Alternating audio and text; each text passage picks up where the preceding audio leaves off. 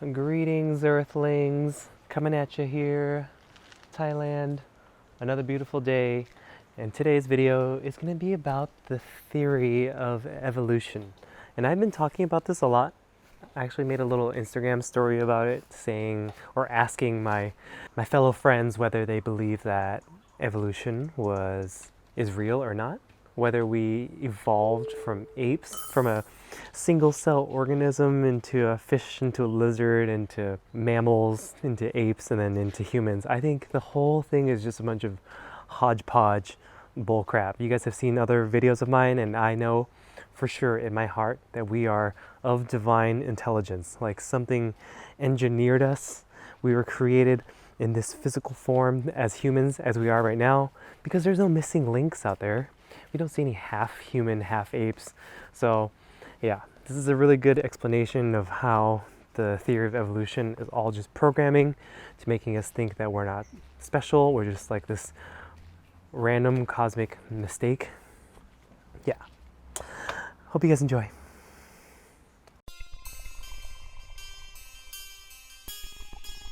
ODDTV.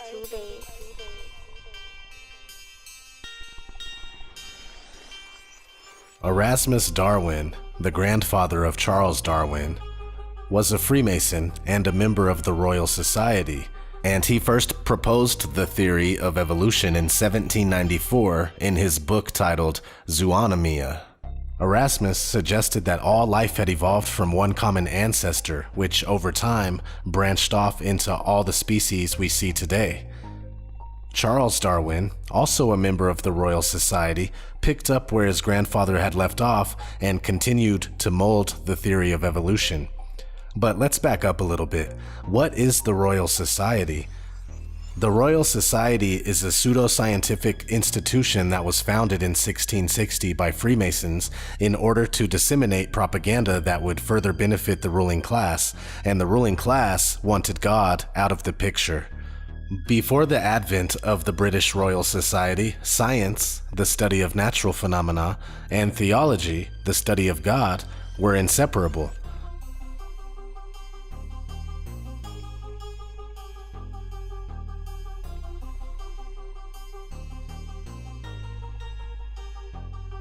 But the Royal Society began to help promulgate not only the theories of heliocentricity, gravity, and relativity, but also the theory of evolution.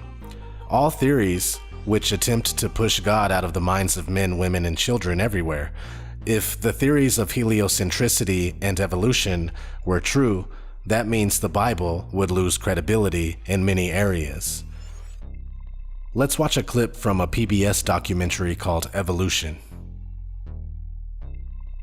Any contribution to our natural history from the pen of Mr. Charles Darwin is certain to command attention. His latest publication, The Origin of Species, is manifestly regarded by him as the opus upon which his future fame is to rest. Mr. Darwin claims that every living thing, every fish, plant, fungus, fly, elephant, man,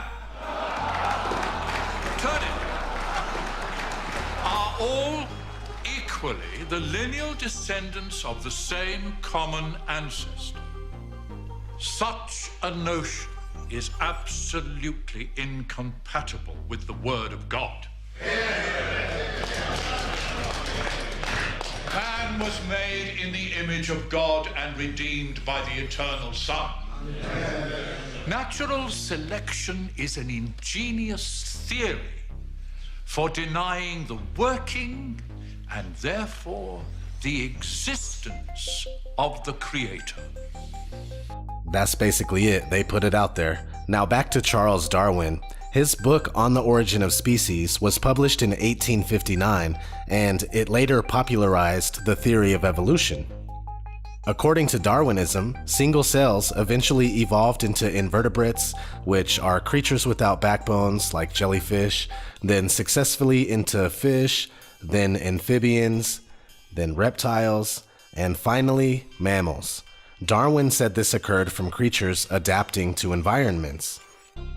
If, as evolutionists claim, bacteria evolved successively into invertebrates, then fish, amphibians, reptiles, and then mammals, there must have been countless transitional stages.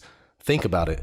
For a fish to become a land creature, turning its fins into legs, would require new bones, new muscles, new nerves, and while it was adapting to life on land, a whole new breathing system.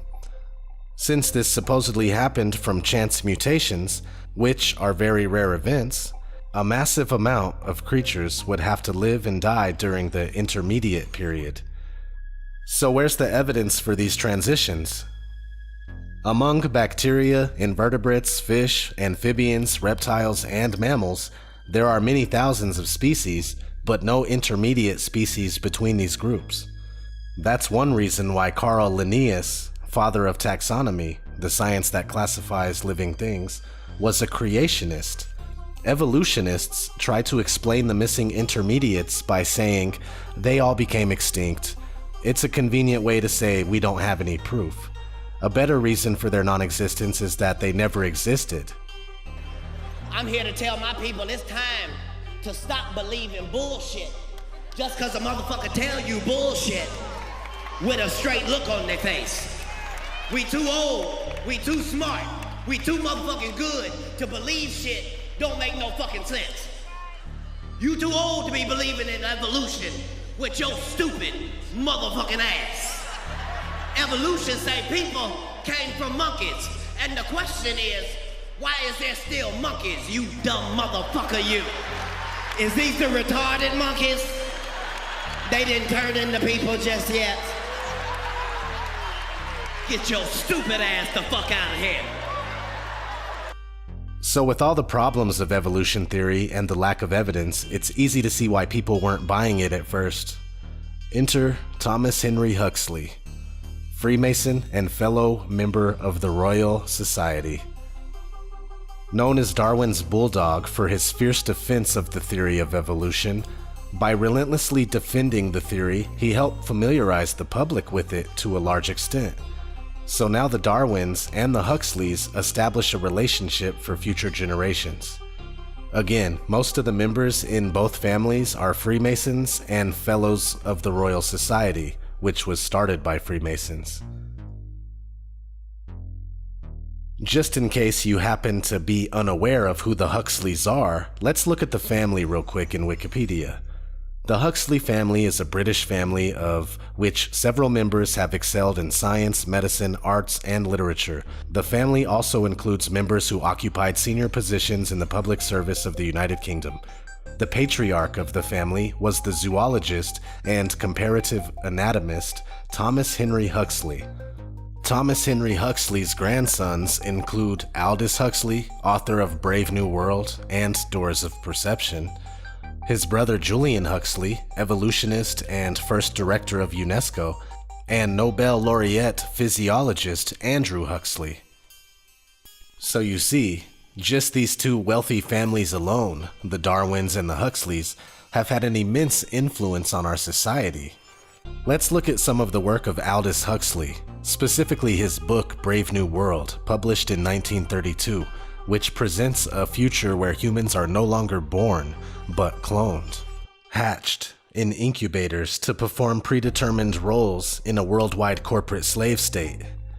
It's quickly becoming a reality, but there is a passage in the book that I want to spotlight. The older dictators fell because they could never supply their subjects with enough bread, enough circuses, enough miracles, and mysteries. Under a scientific dictatorship, education will really work, with the result that most men and women will grow up to love their servitude and will never dream of revolution. There seems to be no good reason why a thoroughly scientific dictatorship should ever be overthrown. Just that alone gives us insight to how the Huxleys and the Darwins thought. I recommend reading this book. It's not only prophecy, but it's planned prophecy, if that makes sense. It's not authentic, but forced to happen, and average readers will think the book came true on its own. But it was the plan of the ruling class all along. Now let's look at Aldous Huxley's brother Julian. Julian Huxley was a prominent advocate for eugenics, the science of improving a human population by controlled breeding to increase the occurrence of desirable heritable characteristics. In his 1933 book, The Vital Importance of Eugenics, Julian Huxley argued that the principal goal of eugenics in the short term should be to ensure that mentally defective individuals cease having children. He advocated in particular for prohibition of marriage of the unfit, segregation of institutions containing degenerate individuals, sterilization of the unfit, and that's not really all. I'm just trying to quickly familiarize you with his work. It gets pretty bad.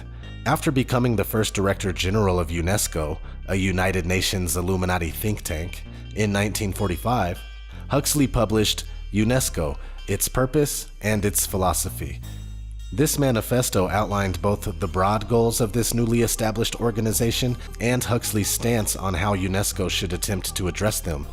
He contended that UNESCO's goals included international peace and security, collaboration among the nations, and human welfare, arguing that these goals could only be accomplished if individuals pursued the most desirable direction in human evolution. Not only that, but Julian Huxley coined the term transhumanism. In a book of essays by Julian called New Bottles for New Wine, he wrote, "I believe in transhumanism. Once there are enough people who can truly say that, the human species will be on the threshold of a new kind of existence, as different from ours as ours is from that of the Peking man. It will at last be consciously fulfilling its real destiny." So there it is. These two ruling class families have been pursuing this agenda for a very long while. And there's multiple people and other families and other secret groups out there. We're only discussing just a couple. I mean, just the agendas out there are rampant and they're being fulfilled all the time. Long before the media was here to program us, there were institutions like the Royal Society to do it instead. But nowadays it's so much easier. We just watch TV.